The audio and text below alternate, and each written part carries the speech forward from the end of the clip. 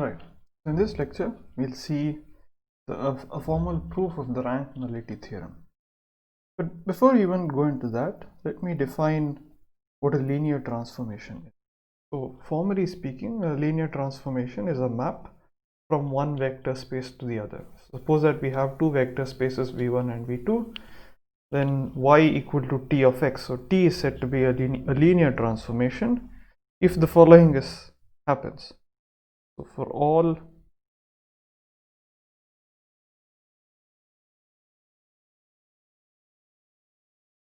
if for all v1, v2 which are in the vector which are in the first vector space, and alpha field element, we have t of alpha times v1 plus v2 is equal to alpha times t of v1 plus t of v2. So note that in order to define a linear transformation, v1 and v2 must be two vector spaces which are defined over the same field, right? So this is really an abstract definition of a vector space. Now, of course, the most obvious example of a linear transformation is just matrix multiplication. So basically, for the purposes of this course, every linear transformation will correspond to a matrix multiplication. And in fact, it turns out that every linear transformation on a finite dimensional vector space can be written as a suitable linear transformation represented in terms of a basis, right? So, but there are also examples that you would have seen in practice of transformations which are linear, but you can't really write them in the form of a matrix because they're defined over infinite dimensional vector spaces. So consider the space of all possible functions. So let f be, say, the space of all continuous functions on R. Okay. Yes.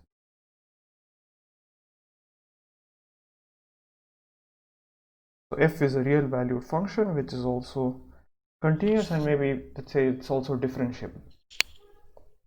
Okay.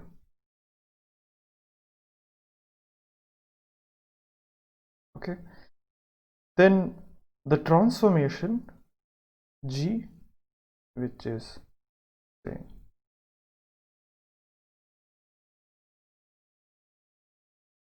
g of x integral 0 to x of f of t dt,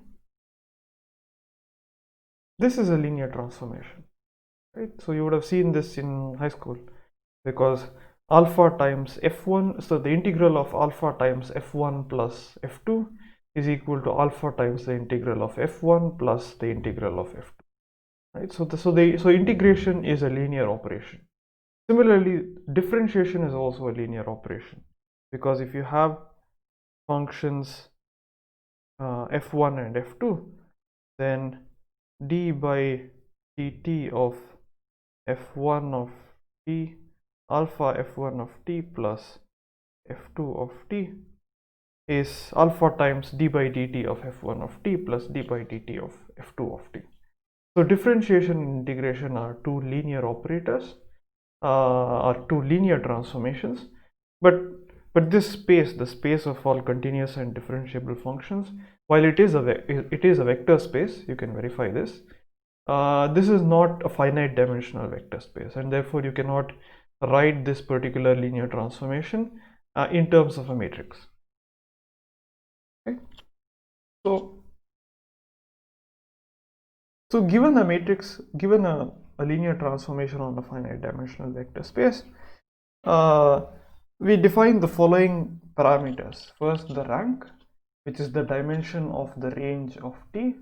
So the range of T is also a vector space, and the dimension of the range of T is the rank. And for for matrix multiplication, for linear transformation which is represented by a matrix, the range of T is simply equal to the column space of T. And why is that the case? This is, you can, so I want you to pause the video for a minute and tell me why the range of T is equal to the column space of T. Right. So the range of T is equal to the column space of T, because after all the range of T is simply the set of all linear combinations of the columns, which is precisely the column space of T. Right. So associated with any linear transformation, even if it is not necessarily represented by a matrix, you can always define the rank. And similarly, you can also define the nullity. So it is a dimension of the null space of T, which is defined as the set of all x in the vector space V1 such that T of x is the zero vector. Right. So these are all concepts that we've seen before, but I'm just giving sort of an abstract definition here. So in any case, just keep in mind that rank is simply the dimension of the column space of T, and the nullity is the dimension of the null space of T, as you've seen before. So a remarkable theorem in linear algebra and matrix theory is the fact that the rank of any linear transformation plus the nullity is equal to the dimension of the vector space V1. So note that T is a vector space, T is a linear transformation from vector space V1 to V2. So if you have a general M by N matrix, so this is a linear transformation from Rn to Rm, right?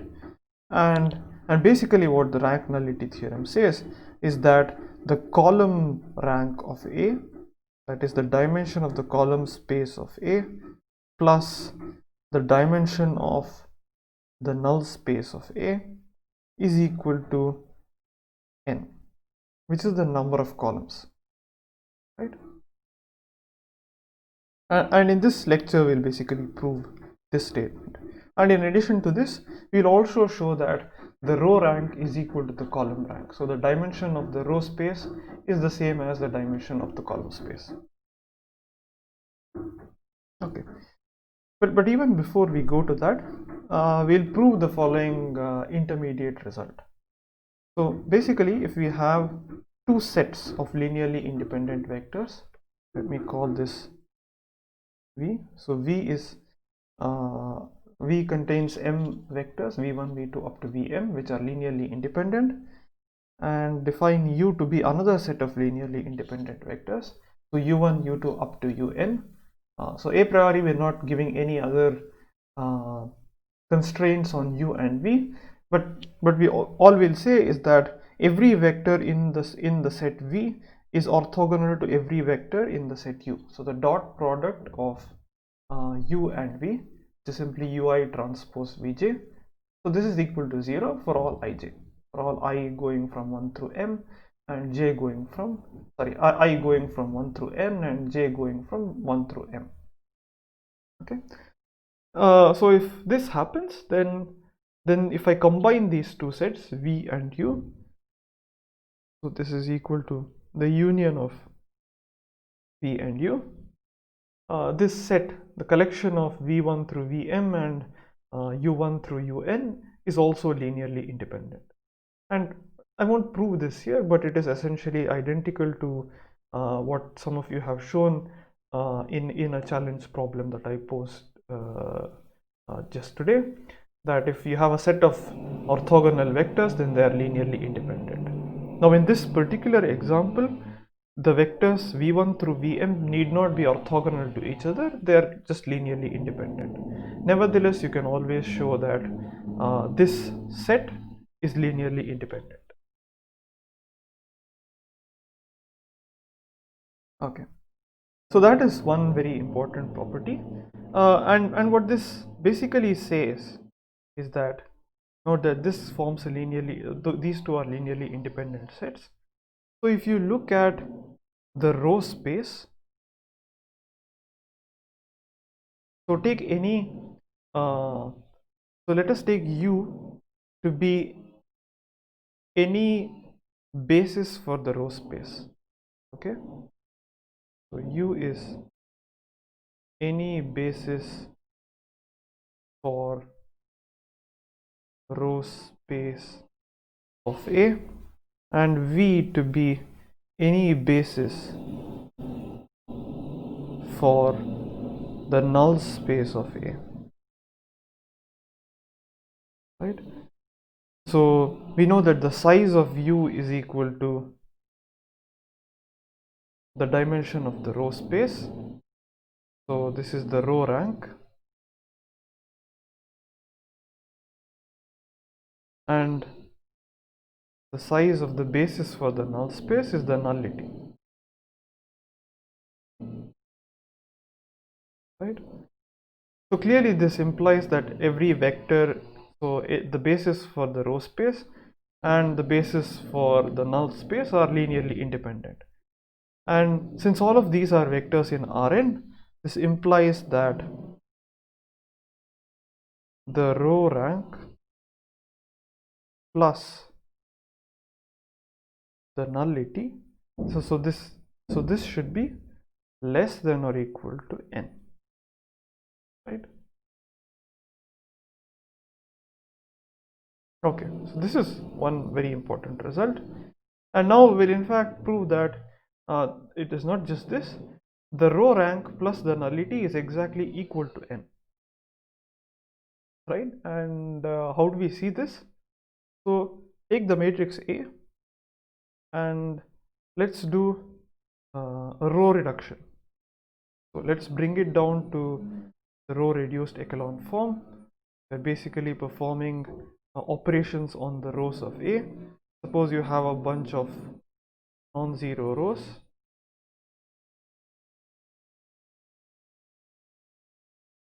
and you have a bunch of zero rows. Okay. Okay.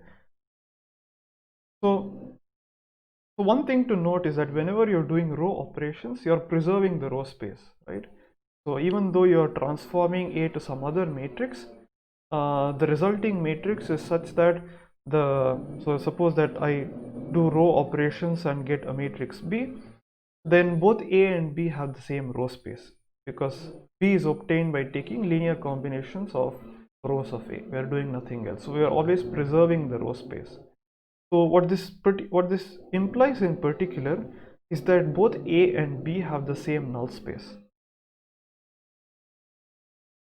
So A and B have the same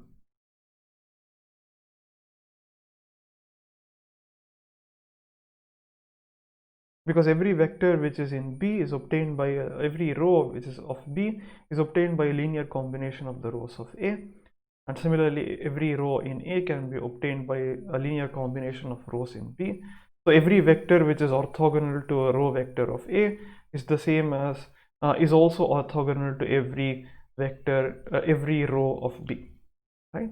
So both of them have the same null space, and now it is, and B has a very special form, right? So B is of the form 1 1 1, so it contains something like a diagonal part, and then there are some non-zero entries, and then a bunch of zero rows,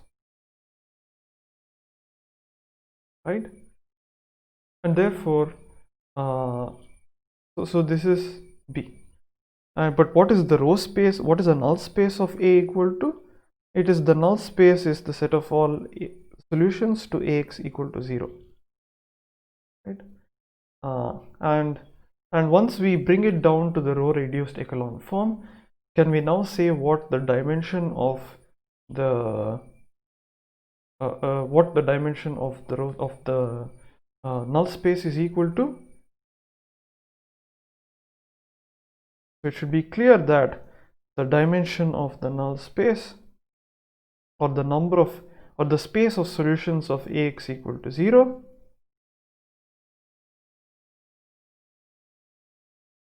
is equal to the row rank, or yeah, so the row rank n minus the row rank.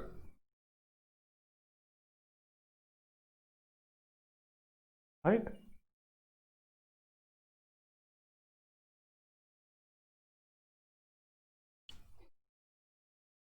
Okay.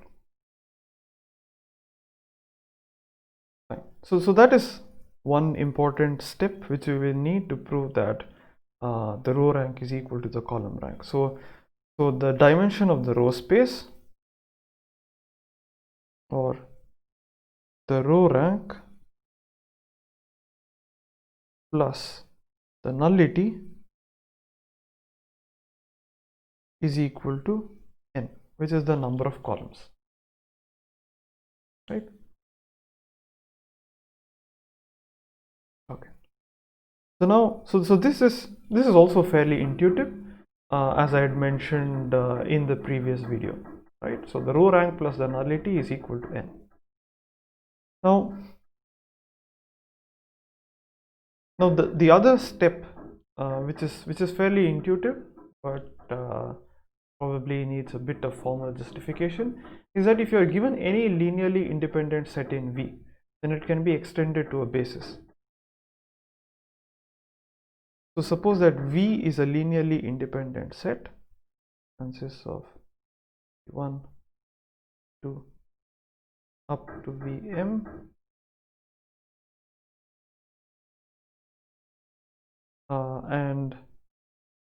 and all of these come from some vector space V of dimension n, which is maybe strictly greater than m.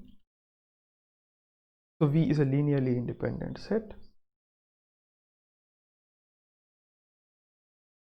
Then we can always keep adding vectors to this set V. We can augment this to get a basis for the vector space capital V. Right? And how can we do this? It's a pretty obvious procedure. So first you take any, so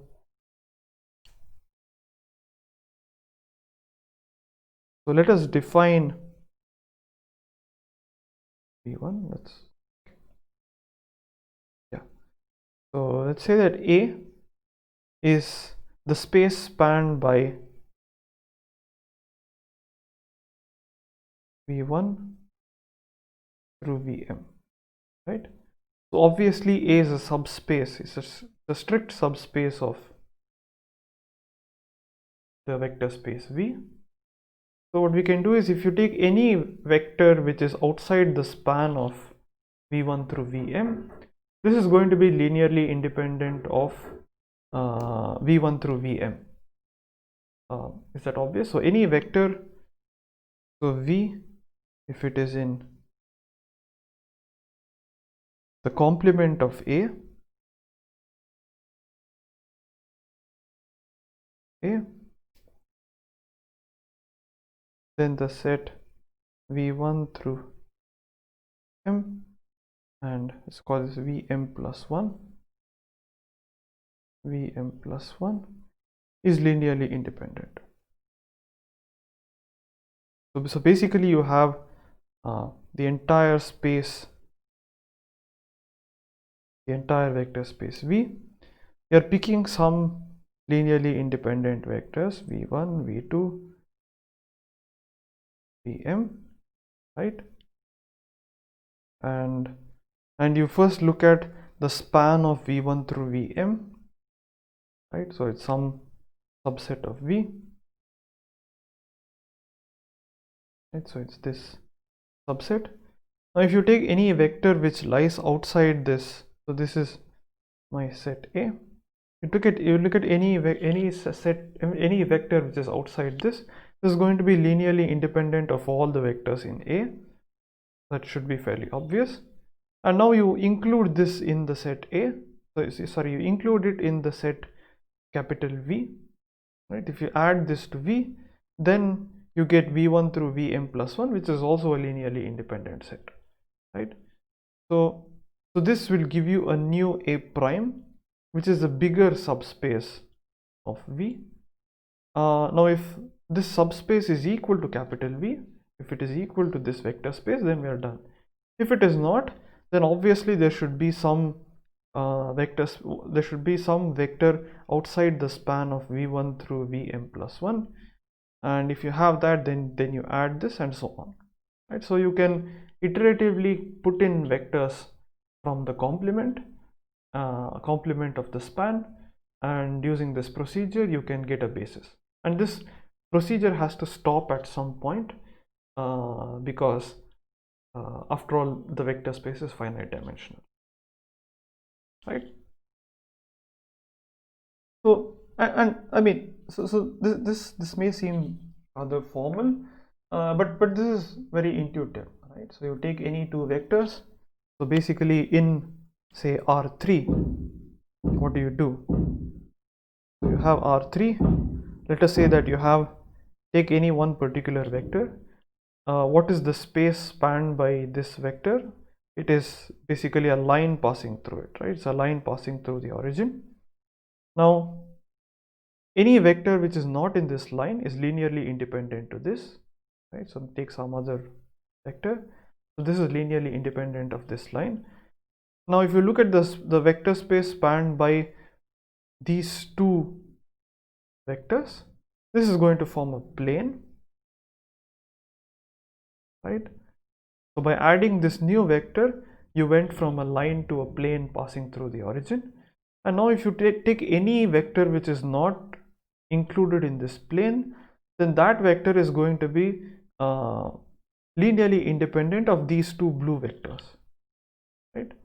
And by including this new vector, let's call it a red vector, so some red vector which is not in the plane. So the blue vectors along with the red vector, they span the entire R3, but they're all linearly independent, so they form a basis.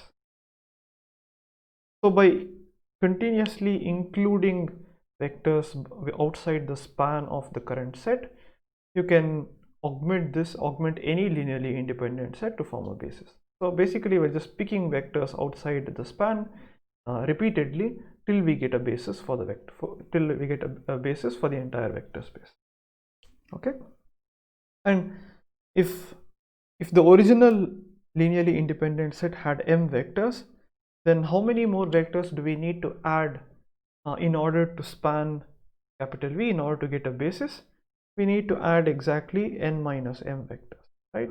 Because n is the dimension of V. Okay, so now we have basically have all the ingredients required to prove the rank nullity theorem, and this is fairly straightforward. And in fact, you'll see that there's also a lot of intuition over here. Okay, so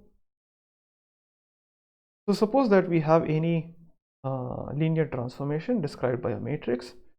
So y is equal to ax. So we have the matrix A. Now consider, suppose that A has nullity equal to t, and the column rank or the rank of this matrix is equal to R. Fine. So A is going to be an m by n matrix. So T is something which is less than or equal to n. Right. So now consider any basis for the null space of A. So you're basically taking some V1, V2 up to Vt, right? Which is the basis for the null space of A.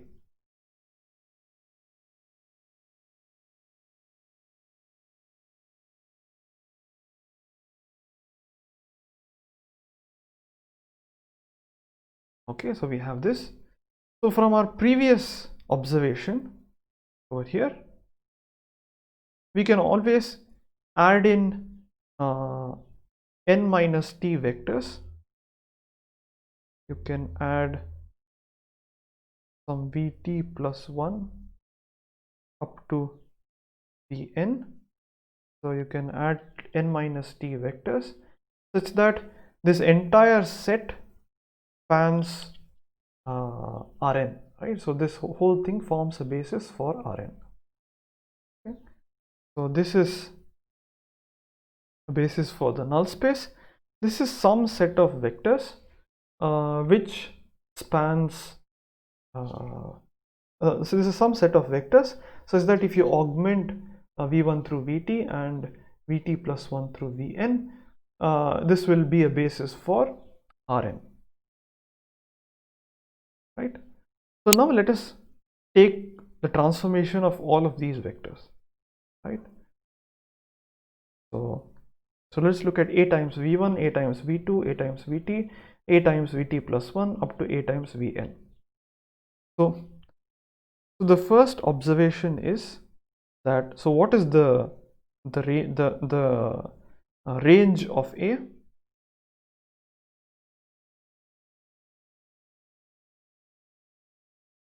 Right? So it is obviously equal to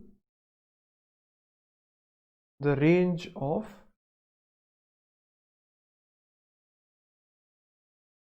so it's basically, okay, so let me put it in another way.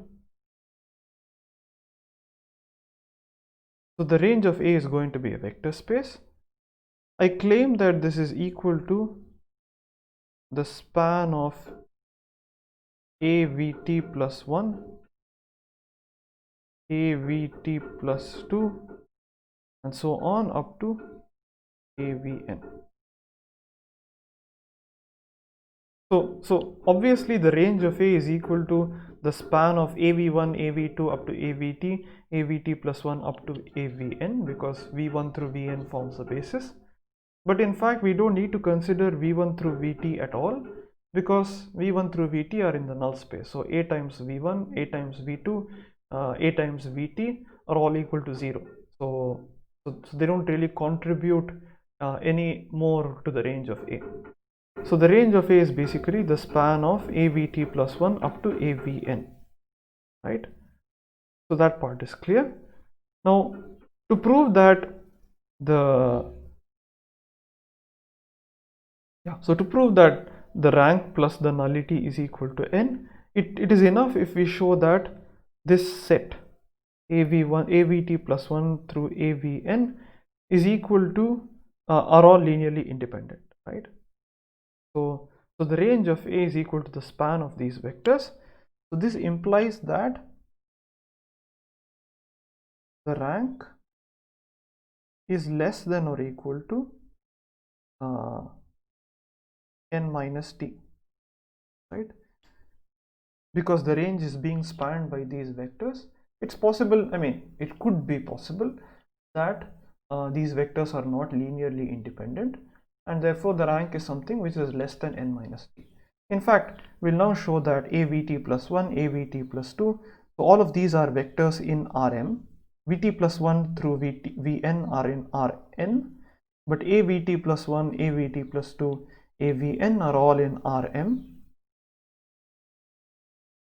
These vectors are in fact linearly independent, and they form a basis for the range of A.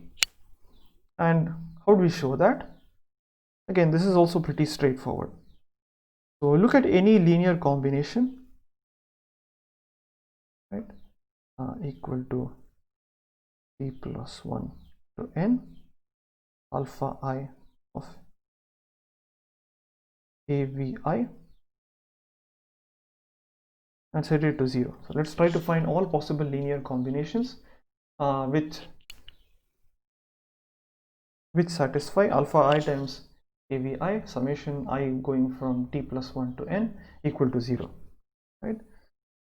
So since this is a linear transformation, this is equal to sum I go equal to t plus 1 through n of A of alpha I VI, right? But again, what is this equal to? This is equal to I going from t plus 1 through n alpha I VI So we can basically take A out of everything, because A of v1 plus v2 is equal to A of is AV1 plus AV2, right? So this is equal to 0, correct? So for this to happen, I claim that if A times this vector, let me call this V, if A times V equal to 0, then it must imply that V is equal to 0. Why is that the case? Right. So each of the VI's, remember, are outside the null space, right? So we chose, so Vt plus 1, Vt plus 2 up to Vn. All of these are not in the null space, so in the complement of null space. And therefore V is not in the null space. So V is not in the null space of A. Therefore, A times V can be equal to 0 only if V is equal to 0. Right? So this implies that summation I going from t plus 1 to n of alpha I Vi is equal to the 0 vector. Right? But what else do we know about Vt plus 1 through Vn? They're all linearly independent, right? So this implies that alpha 1 equal to alpha 2, so on, alpha t plus 1, alpha t plus 2 to alpha n should all be equal to 0. That's the only possibility for the linear combination to be equal to 0. So what did we do? We started off trying to prove a statement about AVI, right? So the vectors AVT plus 1, AVT plus 1, AVT plus 2, and so on, right, up to AVN. We took linear combinations of these and showed that all the coefficients must be equal to 0 for this linear combination to be equal to 0. So this implies that AVT plus 1, AVT plus 2, and up to AVN are all linearly independent, right? So and therefore they form a basis, correct? Right. So that's a very interesting property. So therefore they form a basis, and since they're all linearly independent, the rank is now exactly equal to n minus t, right? So the rank plus the nullity is equal to n. So let me briefly go through this once again. What did we do to prove the rank nullity theorem? You started with the matrix A and you took some basis for the null space of A. Let's call it V1 through Vt, and then we considered Vt plus 1 through Vn, which were vectors such that they were outside the null space of A, and the union of V1, V2 up to Vn forms a basis for Rn, right? So V1 through Vn forms a basis for Rn, and Vt plus 1 through Vn lie outside the null space of A, correct? And we made the observation that AV1, AV2 up to AVN, the span of these vectors should give you the range of A, or in other words, the range of A is equal to the span of just the transformations of these vectors. So the range of A is the span of AVT plus 1, AVT plus 2 up to AVN, right? So the rank is less than, so this implies that the rank is less than or equal to n minus t. And then we basically proved that not only do these vectors span the range of A, they're also linearly independent. So these vectors form a basis for the range of A. So these vectors form a basis for the range of A because they're linearly independent. And that put together with this observation showed that the rank is equal to n minus the nullity. So the rank plus nullity is equal to n. So in particular, the column rank plus the nullity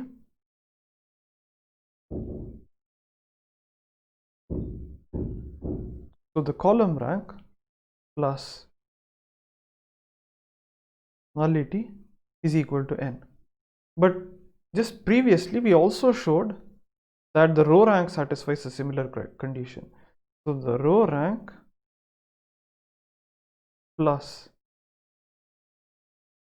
the nullity is also equal to n. So these two put together imply that the row rank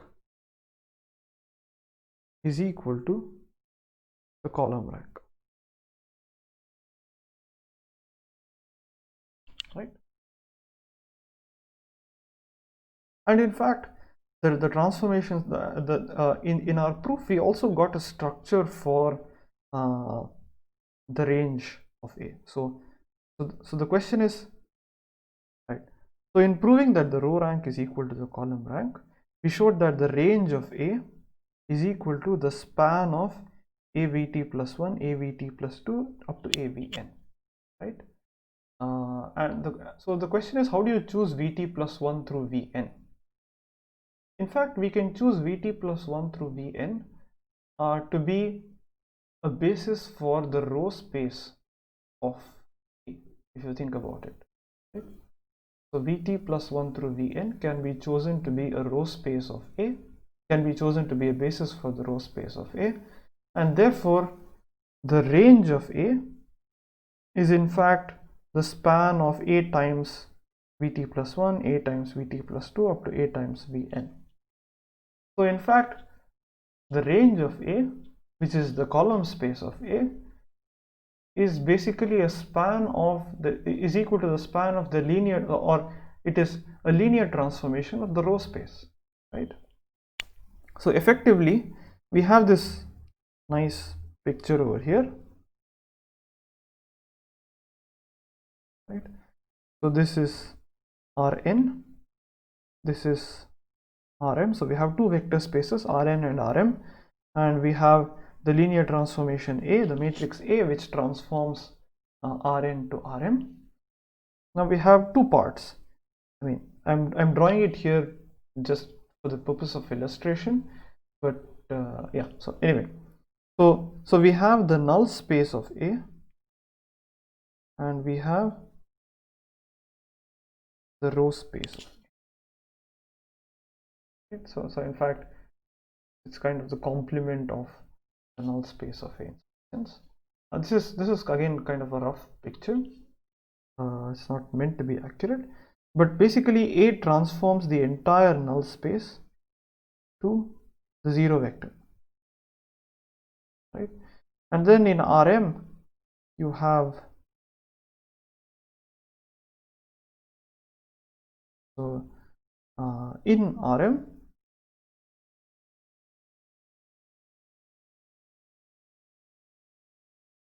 you have the range of A, which is the column space of A, right? And if you take the transformation of the row space by A, you would basically get this set. So again, I'd like to remark that this decomposition of Rn into the null space and the row space is not exactly accurate. There's actually much more like two sets. Then it's not so the Rn is not a disjoint union of the null space and the row space, because obviously the zero vector lies both in the null space and the row space, and there are vectors which are outside. So anyway, yeah. So but this kind of gives some intuition as to what is happening. So the whole null space is being mapped to the zero vector by the transformation A, and the row space gets mapped to the column space of A, right? Okay, so that's it for this video.